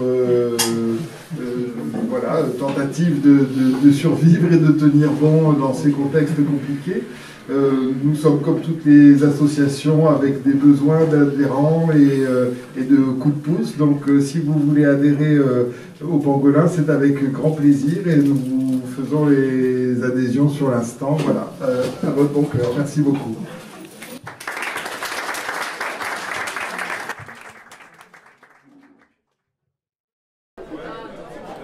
Tu m'aides si je me souviens un peu des réponses. Il me fait peur, Abdel. Allô, bonjour. Alors pour vous, quelle importance revêt le fait d'être dans une démarche de médiation avec un public, avec des œuvres, avec des artistes? Comment vous vous placez dans cette triangulation à la jonction justement entre public, oui, art, science? Alors déjà, je m'y place personnellement parce que je suis moi-même photographe, je suis médecin et j'ai donc créé ce lieu d'art. Donc déjà, de ma personne, je suis au carrefour de la création, de la science et de la rencontre avec le public. Donc, et tout ça n'est pas un hasard, c'est-à-dire que par mon métier, j'ai l'habitude de rencontrer des patients, des gens qui viennent avec une certaine demande et à laquelle on est attentif pour essayer d'y répondre le plus précisément possible. Dans ma démarche d'artiste, bien sûr qu'on essaye d'avoir une créativité libre et authentique, mais avant tout on essaie de rencontrer un public. Et dans mon cheminement, il y a eu beaucoup de croisements avec d'autres artistes et la volonté de créer ce lieu, c'est de pouvoir les accueillir, ces artistes, de faire des rencontres amicales, affectueuses, de mettre en commun nos créations réciproques, de se donner un lieu de partage. Alors, c'est très particulier pour plein de raisons. C'est que le Pangolin, qui appartient à Michael Serfati et Edith Laplane, ce sont des amis. Je suis très touchée d'exposer dans cette galerie. C'est pour moi en plus, je peux le dire, une première fois que je montre ce travail de cyanotype des racines. Donc oui, il y a plein de raisons d'être émue, contente d'exposer ici. Et encore plus avec ce dialogue, avec ces images des scientifiques, ce rapport qu'on a, eux et moi, de parler du vivant, il y a quelque chose de magique qui se passe. Donc oui, moi là je suis sur un petit nuage.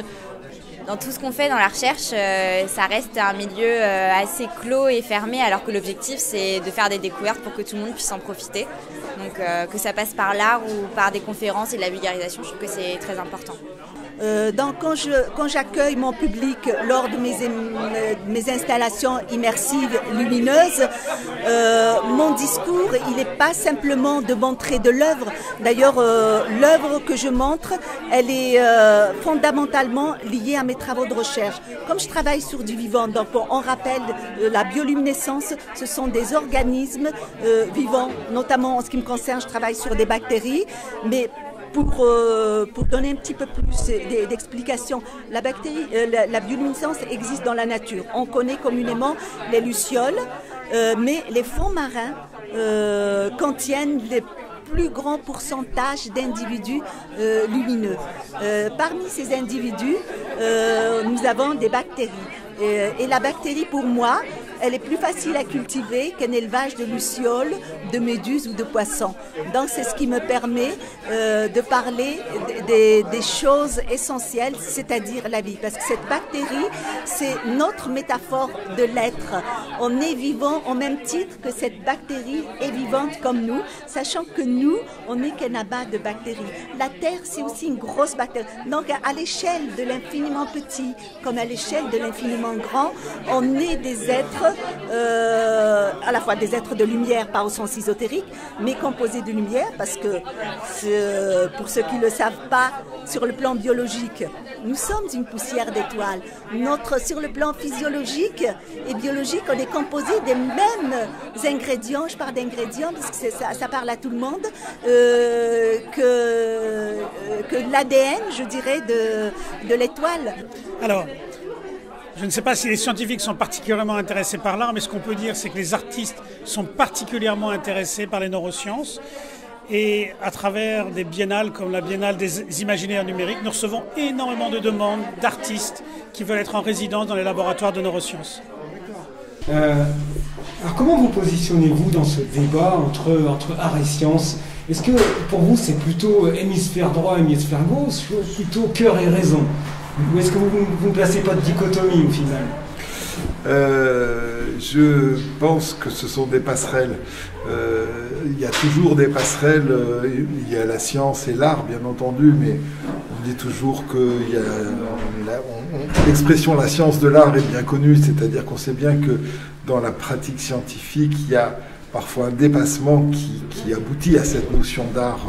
Je crois que les grands scientifiques humanistes des siècles précédents ont montré qu'il y avait cette espèce de disposition, mais qui est liée à la personne le plus souvent, qui dépasse un peu la technique ou la pratique scientifique. Moi, j'aurais tendance à dire que ces passerelles-là, elles existent dans toutes les disciplines, que ce soit entre la littérature, les sciences humaines, l'histoire, la sociologie. Ce sont toutes des pratiques qui aujourd'hui devraient s'unir. Quand on produit un travail photographique, on a en arrière-plan la région, le lieu, la géographie, les hommes à qui ça s'adresse, le contexte historique dans lequel ça a été créé. Je ne vois pas comment on peut démêler tout ça. Donc non seulement il n'y a pas de dichotomie, mais il y a une espèce de grande mixture, de la même façon que la société aujourd'hui est pluriculturelle, plurisociale. Et sans doute le seul avenir possible sera le mélange de tout ça, mais pour moi, dans l'art et dans la façon même d'exister, c'est ce mixte-là qui fait foi pour l'avenir. Alors ce sont deux domaines finalement très similaires dans leur approche, avec beaucoup de tentatives, on fait beaucoup d'essais et d'erreurs pour progresser, donc de ce point de vue c'est très très proche.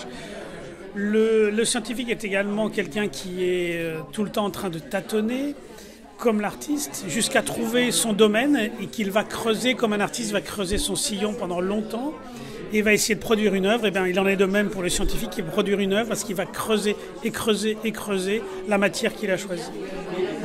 Pour moi, les deux cerveaux marchent ensemble et le côté artistique et le côté scientifique peuvent faire appel aux deux cerveaux sans aucun souci. Et la technicité qui est mise dans l'œuvre et tout joue aussi beaucoup et tout ce qu'il y a derrière, le raisonnement, les protocoles nécessaires pour l'obtention de ces photos, ça joue énormément en fait. Il n'y a pas de dichotomie, même hémisphère gauche, hémisphère droit, ça fait un cerveau entier et il y a besoin des deux. Et il n'y a pas de dichotomie entre art et science, ça va ensemble. Ça dépend encore une fois de l'état d'esprit dans lequel on est, de l'ouverture d'esprit, de la sensibilité. Et voilà, il suffit d'ouvrir l'œil comme il faut. Dans ma conception de l'art et de la science, pour moi, il n'y a pas de différence. Donc mon équilibre se situe à la frontière de l'art et à la frontière de la science et qui fait corps et bloc, comme je viens de le dire à l'instant. Donc il n'y a vraiment pas de différence car j'estime que nous possédons de part et d'autre les mêmes ingrédients pour faire avancer les choses. Donc l'art ou la science ont besoin d'intuition, ont besoin d'imagination, ont besoin de poésie aussi, ont besoin d'humanité surtout pour faire avancer les choses et dans tous les domaines. Moi, la science m'attire énormément. Je la lis et je la prends de façon vraiment néophyte. Et je ne vais pas aller chercher trop loin parce que je sais que je vais m'y perdre et que je ne vais rien comprendre. Donc je vais récupérer les informations qui vont m'être suffisantes, qui vont me sensibiliser, qui vont me toucher pour transformer en art. Voilà. Donc c'est la botanique, mais le fond sous-marin m'intéresse. La faune aussi m'intéresse. Ouais, j'ai une obsession qui arrive avec les oiseaux. Donc c'est sans fin. Donc je pense que, enfin, moi je ne sais pas personnellement, mon cerveau est tout le temps en train. Alors l'hémisphère droit, gauche, voilà, hein, mais il est toujours en fusion. C'est toujours en fusion et parfois il faut d'ailleurs savoir s'arrêter ou faire une pause sur un projet, sur des envies, parce que sinon, voilà, moi je me disperse très vite. Donc je pense que c'est un peu, pour moi, un peu un mélange de tout ça. Quoi. Alors vous éludez un petit peu, vous solutionnez la question de la dichotomie. Est-ce que, quand même, permettez-moi d'insister, il n'en existerait pas une entre la subjectivité et l'objectivité? La subjectivité qu'on prête aux artistes, qui travaillent avec un matériau qui est de l'ordre de l'émotionnel, et l'objectivité qui serait celle des scientifiques. Comment vous arrivez à solutionner cette dichotomie-là? Je trouve qu'une des belles réponses, c'est ce que nous ont montré les scientifiques aujourd'hui, c'est-à-dire que dans une démarche soi-disant objective, c'est-à-dire que où une machine serait censée remplacer leur travail, c'est-à-dire avec une coupe sous un microscope d'un matériau à observer, eh bien non, leur subjectivité prend forcément le pas à un moment ou à un autre, déjà dans le plaisir d'avoir réussi ce vers quoi il tendait. Donc une machine n'aura jamais ce plaisir-là, et non seulement ce plaisir, mais cet esthétisme-là qui va faire qu'ils vont recueillir, j'allais dire cueillir même, hein, c'est encore plus délicat que ça, cette espèce de moment d'exception qui fait que toute scientifique soit-elle, cette démarche ne peut pas se défaire d'une part d'esthétique qui est extrêmement émouvante. Il faut juste pouvoir ouvrir l'œil avec une certaine sensibilité à certains, au moment opportun où on voit quelque chose qui nous évoque en fonction de notre sensibilité et du temps qu'on a, parce qu'il faut quand même avoir du temps pour prendre le temps d'écouter et d'observer la lumière qui jaillit au moment où il y a cette vision artistique qui arrive. Je sais pas, je pense qu'il y a quand même, chacun est un peu à sa place pour arriver à une osmose, une symbiose totale à 100%. Là, pour l'instant, je réfléchis à des œuvres, ça me vient pas, mais là, je pense à un artiste aussi marseillais, Abraham Poincheval, qui fait des performances, mais qui demande, il travaille avec des scientifiques, avec des apiculteurs, avec des professionnels d'un métier très précis, dans lequel lui, il va mettre son nez, sa patte artistique pour créer des performances de dingue. Donc la dernière, c'est de marcher sur un nuage. Donc il l'a fait, mais il a travaillé avec des météorologues. Mais je pense que là, c'est peut-être important que chacun soit à sa place au départ, et peut-être que petit à petit, ça se resserre, ça fait entonnoir et qu'une magie opère. Elle opère, hein, de toute façon. Mais à mon avis, vraiment pour que ce soit une vraie symbiose et que ça fasse qu'un, presque que l'artiste et le scientifique ne fassent plus qu'un corps, Je suis pas sûre. Moi, ça s'est pas fait du jour au lendemain. J'ai grandi avec cette idée de curiosité, fascinée par la lumière depuis toujours. Donc c'est vraiment un chemin de lumière que je mène et qui a évolué au fil du temps. Mes sources, comme je commence une pratique artistique, voilà, ça peut parler aux jeunes, hein, je n'ai pas 20 ans, mais ça vient tard. C'est là ma source, c'est la nature. Voilà, ça paraît en ce moment très à la mode, etc. Ce retour, mais je le vis pas comme un retour. Je le vis comme quelque chose que j'ai laissé de côté trop longtemps. Et effectivement, la pandémie a réveillé certainement des choses, et je me suis aperçue, oui, j'avais laissé ça beaucoup trop longtemps derrière moi, et que maintenant j'ai envie de l'exprimer, de la révéler, de la montrer à ma façon. Mais c'est là ma source en ce moment, oui, c'est les éléments naturels, on va dire. La démarche scientifique, elle ne s'applique pas qu'aux neurosciences, elle s'applique à toutes les sciences. Et du coup, on peut trouver des relations artistiques ou des sorties artistiques à toute discipline scientifique. Je pense en particulier aux images spatiales, les images de la NASA ou des télescopes spatiaux par exemple. Moi je les trouve très, très esthétiques, très artistiques, et même si on ne comprend pas forcément ce que c'est, comme les images de neurosciences. Oui, il existe une démarche artistique qui n'est pas si simple à acquérir parce qu'elle n'est pas enseignée et que c'est quelque chose de plutôt intuitif, alors que la démarche scientifique est au contraire, elle, le fruit d'une méthode qui est enseignée à l'université, puis dans les laboratoires et qui s'acquiert au fil des ans. Donc oui, c'est d'ailleurs pour ça qu'il est aussi difficile pour un scientifique de devenir un artiste, parce qu'il n'y a pas de méthode pour devenir un artiste. Ça se base sur des émotions, une intuition, et donc oui, c'est compliqué. Il faudrait évidemment avoir une méthode pour former les artistes. Alors vous êtes médecin, vous nous l'avez indiqué. Est-ce que dans votre pratique, vous voyez des bénéfices réels ou cachés, indirects, directs de votre pratique d'artiste? Par exemple, dans le diagnostic, l'écoute, l'empathie peut vous fournir une... Voilà, vous donnez les réponses vous-même. Je pense qu'effectivement, dans la sensibilité à l'autre, il y a une façon de dépasser la science, de dépasser la technique. C'est-à-dire qu'on peut très bien rester dans une démarche purement technique, diagnostique, thérapeutique. Voilà, on a rempli notre contrat, symptômes, traitements. Voilà, le résultat est censé être là. Sauf qu'on ne soigne pas des maladies, on soigne des gens. Et pour la même maladie, les gens vont se disposer tellement différemment, et c'est peut-être en ça que à la fois mon travail médical vient nourrir ma pratique artistique, et à la fois peut-être que ma sensibilité artistique vient me donner une attention supplémentaire, un petit plus dans cette façon d'exercer mon métier premier.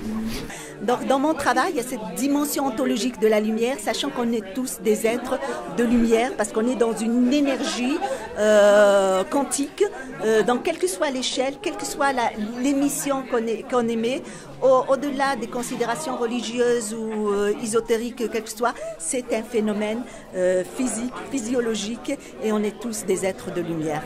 Merci beaucoup, Nadia. Merci beaucoup. Dernière question, qu'est-ce que vous pensez du mot de Picasso qui a dit « L'art est un mensonge qui nous permet de voir la vérité ». Je pense qu'il y a beaucoup de vrai, dans le sens où toutes ces images sont des clichés qu'on prend de choses qu'on estime belles à un instant T et qui montrent ce que l'on a envie de voir et ce qu'on a envie de faire voir aux autres. Et parfois, une image à une région adjacente ne serait pas du tout identique, ne montrerait pas du tout la même chose. Donc évidemment qu'il y a une part de mensonge dans la vérité et dans ce qu'on montre en science. Donc oui, je trouve que c'est parfaitement juste. Merci beaucoup. Bonne continuation. Merci. Qu'est-ce que vous pensez du mot de Picasso qui disait que l'art est un mensonge qui nous permet de voir la vérité? Alors, surtout en photo. En peinture peut-être un peu moins, mais en photo on peut truquer plein de choses. Alors... je ne sais pas trop quoi vous dire sur ça. L'art est un mensonge. Qui permet de voir la vérité. En tout cas, on transforme les choses. Quand on est artiste, on les transforme, on les décale, on décode. On n'est pas dans les codes. Voilà. Donc c'est peut-être en ça que c'est un mensonge, mais qui dévoile effectivement une vérité qui n'est pas abordable pour tout le monde. Bon, je parlais peut-être d'âme artistique, tout le monde ne l'a pas, ou la sensibilité artistique, tout le monde ne l'a pas, et ne va pas voir le monde de façon... avec des portes dérobées. Voilà. Nous, on va regarder le monde par des portes dérobées. Les scientifiques font la même chose aussi. Et c'est pas donné à tout le monde. Alors, ouais, c'est pas faux, oui, mais c'est un beau mensonge. Alors, qu'est-ce que vous pensez du bon mot de Picasso qui indiquait que l'art était un mensonge qui permettait de mieux voir la vérité? Je ne resterai pas sur le mot mensonge, mais je resterai certainement sur le fait que la vérité est difficile à voir et qu'il y a beaucoup, et qu'elle est en profondeur. Et que sans doute il faut creuser et être patient et être curieux et être opiniâtre pour l'atteindre si jamais, encore faut-il qu'on l'atteigne un jour. Qu'est-ce que vous pensez pour finir de ce mot de Picasso, l'art est un mensonge qui nous permet de voir la vérité? Alors, la science est exactement l'inverse. La science ne cherche que la vérité, mais progresse que de mensonge en mensonge. Merci beaucoup. Vous pensez quoi de la phrase de Picasso qui dit que l'art est un mensonge qui permet de voir la vérité?